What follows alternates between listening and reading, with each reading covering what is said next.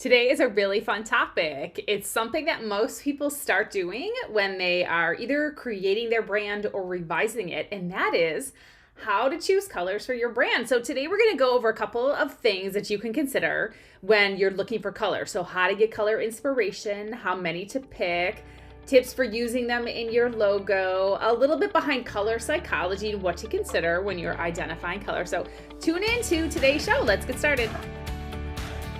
Hey friend, if you are an online business owner who would love to grow your brand online, focus on the right marketing strategies for you, and be able to promote your business with confidence, then let's connect. My name is Jessica Wangelin. I'm a wife and a mom of two, and I've been an online business owner for more than 10 years. I'm passionate about helping women to love their branding and rock their content. I invite you to join in as we talk marketing, branding, motivation, content creation, and productivity to make great things happen in your business today. You have amazing things to accomplish, friend, so let's get started.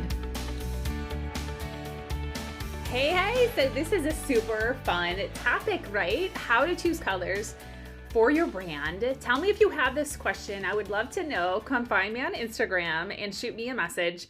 Is choosing colors hard, or did you find it really easy when you're doing your branding or revising it or updating it, or maybe even picking a brand or design for something else? So today on the show, we're going to talk about all the things I mentioned about how to pick the colors. So what are some things you should think about when you're getting started with your colors for your brand? What are some of the meanings behind colors if you don't know what some of them are already? How to use colors in the logo, like how many you should pick, where you should use them, those kind of things, and some other goodies. Okay, so let's get started.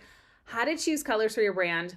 This is really fun. So as a marketing specialist and a brand designer, this is pretty much one of the first parts that I start with when I work with clients on doing their branding work. And by the way, if you didn't know, I can do and design your whole brand if you'd like to know. Find that on our site under Work With Me. But when I do this with people, a lot of times people come into working already knowing some things about their colors. They are already drawn to blue, or they really know they want purple in their logo, or they have an idea that they want to use a neutral color palette or something like that. So it's a fun way that we get to interact where they're very sure about what they want to do and need a little bit of guidance, and then I can provide that guidance. So that's a really fun connection between when you're actually kind of designing and doing your branding and what your vision is, and we get to connect those parts together. So that's really a fun part to start on your branding, and it gets people excited because you can go and find all kinds of color inspiration online, which is a really fun thing to do. We can talk about how to get some ideas of where to find colors if you don't know and how to fine tune them later, but they play such a significant role in how people perceive your business, and colors also reflect your personality, right? They put out a sense of what your business is about. They're what you use for people to identify with your brand. They're what you're going to use for people to recognize something and start to connect the message that you have and the things that you do and all that. So colors is such a fun part, and I couldn't wait to kind of put out this both a podcast and a blog post. If you didn't know, every podcast, most of them, I would say like 90% of my podcasts are actually on the blog as well as a written article, so you can read those as well and listen. But let's get started, okay, in using colors for your brand. So first of all, it's really fun to understand the meaning behind colors because each has its own connotation, right? And can evoke emotions in people that we know of, right? Like blue is often associated with healthcare companies and financial institutions. So it means like blue really means things like trust and security and such. Whereas red is energetic and exciting and passionate. So you see that often with like sports teams and fast food restaurants and that kind of thing. So if you didn't know that about the color association, that's a great way to think about what is the emotion you want to use for your business. Or if you have a color and you didn't know certain emotions go with it, maybe you like that about them, or maybe you don't, and it might steer you in a different direction. So here's two things to consider when you're thinking about just starting to understand using colors. Number one is the industry or the niche that you're in, right? So how do the things that you do, how do you want to show those visually represented? So, and then thinking about your audience, what kind of colors will people respond to? Now, this may be different than the kind of colors that you like, and sometimes you kind of have to find a little bit of a medium there. So example, if you're targeting a younger audience per se, you might want to choose like more vibrant colors. That just sometimes goes with that particular age group. Or if you're targeting an older audience, people maybe tend to like more subdued or neutral colors. That's not a hard and fast rule, of course, because I love neutral colors and I don't consider myself old, but older. But it's nice to know. Sometimes it's a little bit about what your audience likes when you can pick colors and color ideas, even if you go to add some variety in the colors that you have, right? So then think about not only the niche that you have and what you're doing and what you're serving, what is that majority audience and what colors do they like? So I went on a site today actually, and the specific brand had the word she in the title. There's a lot of those, so I'm not going to say what it is specifically, but the colors and the logo were totally off. It was not at all what I expected the brand to look like on a website. It just was like, it kind of looked like a financial institution, like we were saying. It was this like small bluish logo, and I just didn't really vibe with what her email messages were saying and like what her name was. So I thought that was a little off. So think about things like that and how colors go with what exactly you're doing and what you're talking about. So then color psychology, of course, there's a lot of different reactions and emotions and things like that that are not only representative of colors, but they're used to influence behavior. So like we were saying earlier, red is often used to create like a sense of urgency, like buy now buttons are often in red and things like that, or encourage impulse buying. Whereas like blue is like just a calming kind of thing, like we were saying earlier above. So those are a couple of things to think about when using colors in your brand. But let's connect a little bit more there with the psychology and the meaning of colors. Here's a list of a couple of them. I'll just stand out a few of these because they are actually written in the blog post on my site at jessicawangelin.com. You can find it under the blog section about colors and their meaning. So we did red and blue, we know. Green, if you like green in your logo, it symbolizes growth and harmony in nature, right? Like we associate it with recycling and things like that. But it also can be associated with money, of course, and wealth. So, but there's a lot of different shades of green, interestingly enough, okay? So you can't just say like, this is green in total, because we know we have teal, we have like sage, we have all kinds of colors in between.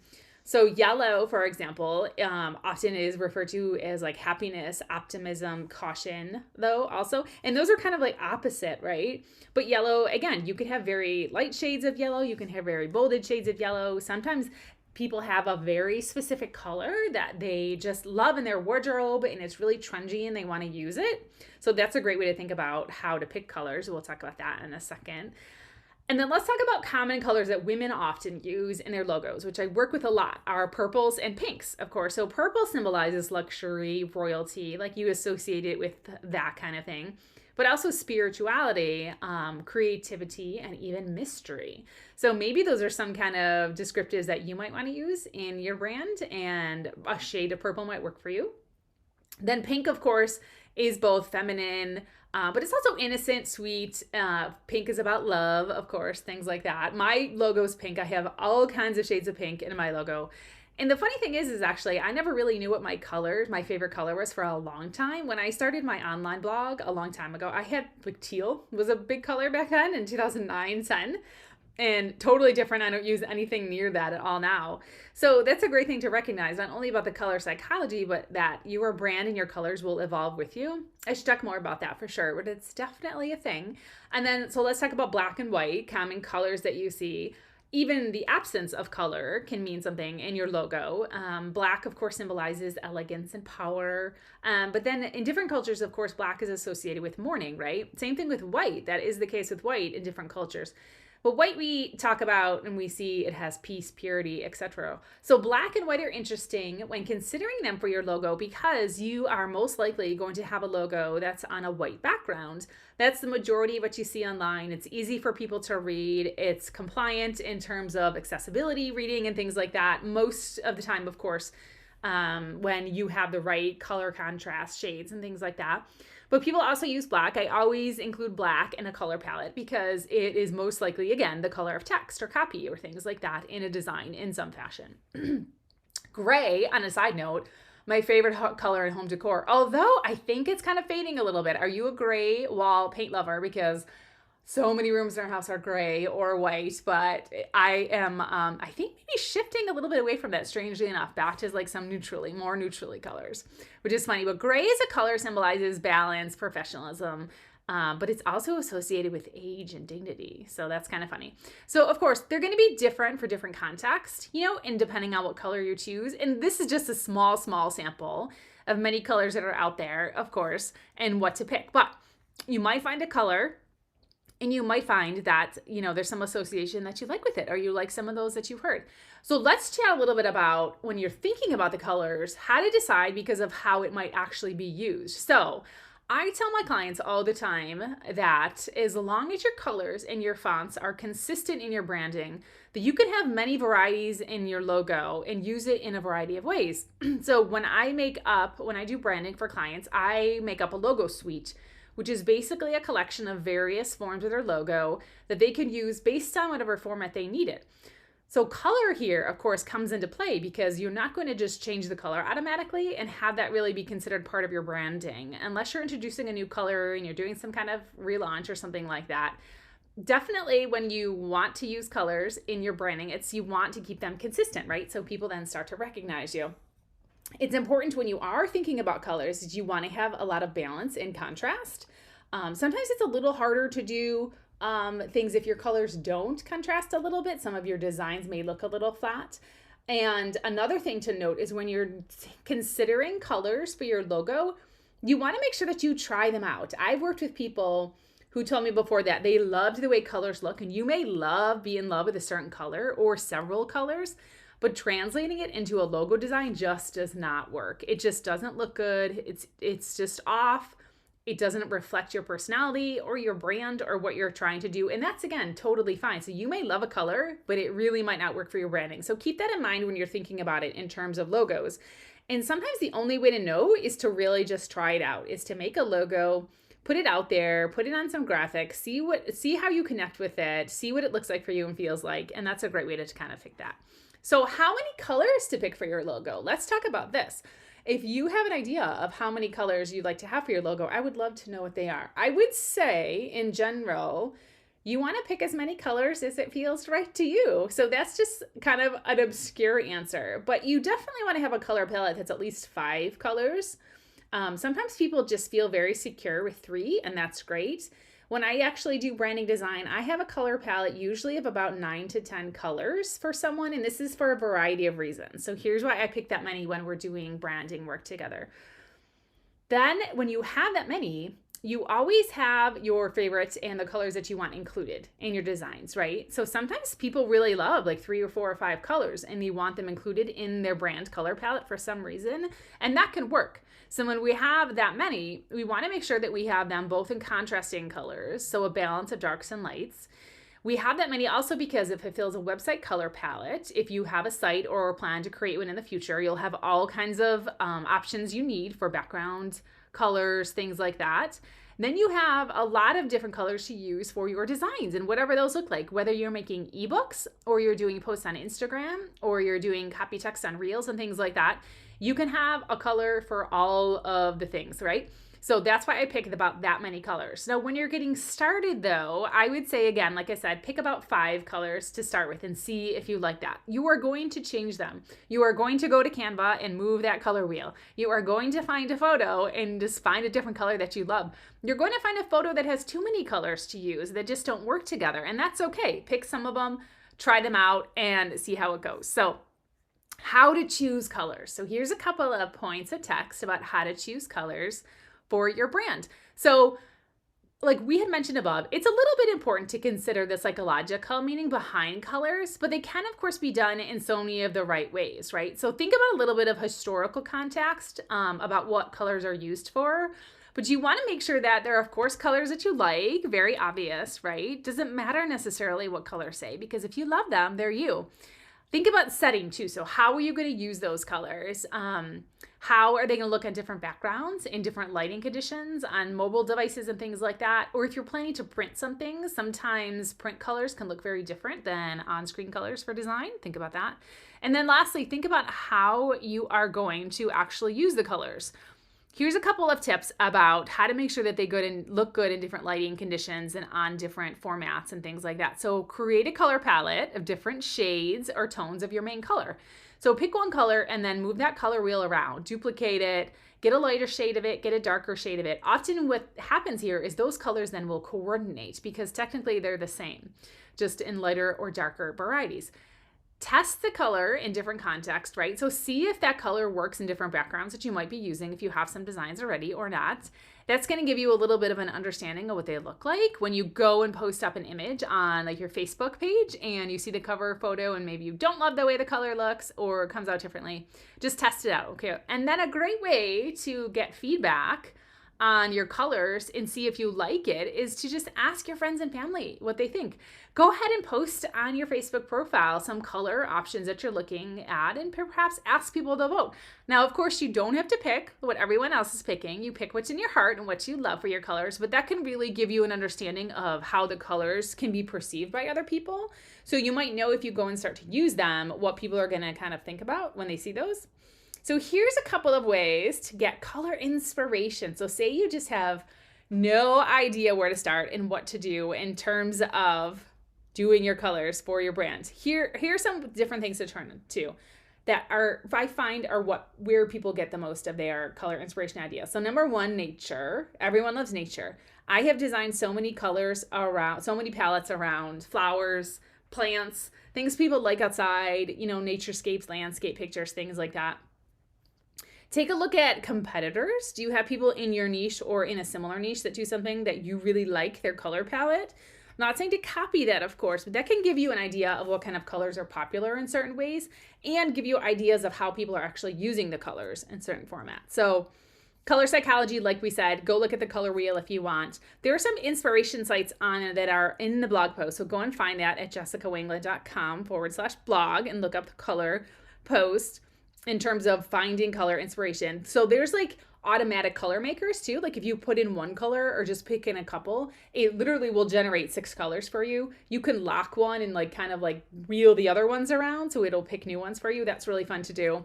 A big place to get color inspiration is, and this is probably the biggest, where people find the most, the best colors that match their branding is your closet, right? What are the colors that you wear every day? What are the colors that you've seen yourself in photos and you look really good? What are the colors in your house? How are the pictures on the wall reflective of your personality? Are there things that you have that you really love? A photo of something, of travel or something you took that you really love and you find it reflects you. So what about, like I was saying, the color of your walls, your furniture? What about the fabrics that you pick out? That's a huge inspiration for using colors for your brand. And then, of course, everyone's favorite place to look for image ideas, Pinterest, right? Pinterest is a visual search engine that you can find all kinds of things to match your brand's both aesthetic and then see different color palettes and the mood and feel, get inspiration ideas and mood board type things on Pinterest, of course. And then other brands you like. Often people find things, not only competitors, but other brands and things or people that you have bought in programs for or follow online or do things like that. What colors are they using? And then again, like what are some popular things that are happening right now that are giving you color ideas? This is actually something that happened to me over the past couple months. I got an Apple Watch for my birthday. Very exciting, super fun, a gift from my husband. And I was originally hoping for either like a pink or gray band because those are pretty much the colors I love, I wear, that are in my wardrobe and all that, which I did a capsule wardrobe, which is super fun. And it's great to see all the shades of pink I have in my wardrobe.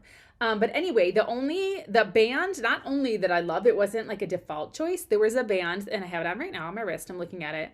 It was an off-white color. And I realized that I just totally and completely fell in love with this color. And I started using it and seeing it everywhere. So I've revised some of my brand colors to add some background. That's that color, like the off-white, the cream. I bought a planner cover, like a leather planner cover for my planner. That's the off-white cream color. And it's just like more and more where I'm finding things that I like. So look at what's happening around you. Are you automatically drawn to something and you just didn't realize that that's a color that you like? But a lot of new technology products and sneakers and things like that are done in super popular, trendy colors. If that's something you want to see, of course, you can find a lot of color inspiration on places like Instagram, etc. And then, just put those together and see what you find. That's some great ways to get some inspiration. So then I am not going to read these out on the blog post, but on the podcast, but I do talk about in the blog post is how to use the color picker on Canva. So you can go find yourself a brand board template and start picking your colors. You can use the eyedropper tool to pick an exact color from a photo in your design. That's super easy to do. You can actually type in a color hex code. That's the 6-digit numerical code that it represents any color available. It starts with a hashtag in the front, and you can type those in. You can save custom colors in your brand design on Canva, of course. You can use your color history. You can find colors in the document if you find a photo that you like, and all of those other great tips to just create an amazing and beautiful design in Canva. So tell me what you think. Does this help you to get a little closer on identifying and not only picking colors for your brand, but loving them and helping them to create your amazing and magical business? How to pick those colors, what to think of them, how many to use, how to edit colors, where to get inspiration, thinking about them in your logo. I'm so happy if this helps you. I would love it if you would leave a 5-star review of the podcast to tell us what you thought of the episode. And as always, we will be back some more very soon with ideas to love your branding and rock your content. Thanks, friends. Thanks so much for tuning into the show today. If you like what you heard, please make sure to leave us a review to help more people find our show and get all kinds of marketing and mindset tips for their own business. And if you are getting started with your branding, don't forget to grab our Branding Get Started guide at our site at jessicawangelin.com/branding guide. Until next time.